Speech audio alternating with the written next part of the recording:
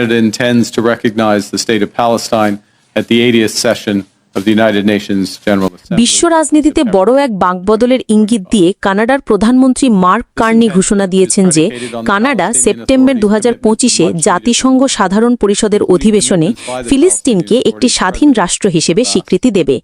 Mark Carney বলেন, দুই রাষ্ট্রভিত্তিক সমাধানে আমরা দীর্ঘদিন ধরে প্রতিশ্রুতিবদ্ধ, কিন্তু দুঃখজনকভাবে এখন সেই পথ আর বাস্তব নয়।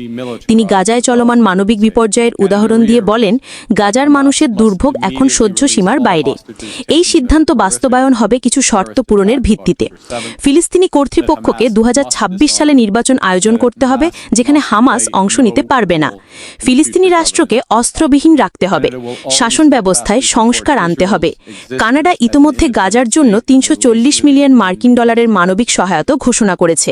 তবে এই পদক্ষেপকে ইসরায়েল ও যুক্তরাষ্ট্র কড়া ভাষায় সমালোচনা করেছে।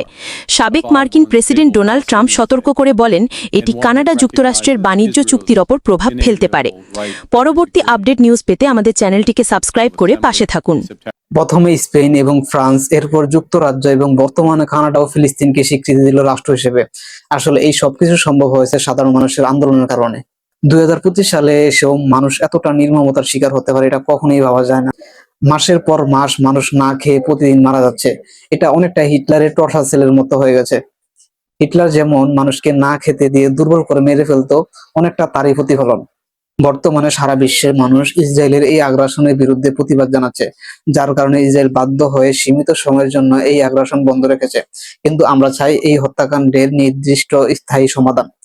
একমাত্র রাষ্ট্র গঠনই হতে পারে এর নির্দিষ্ট স্থায়ী সমাধান।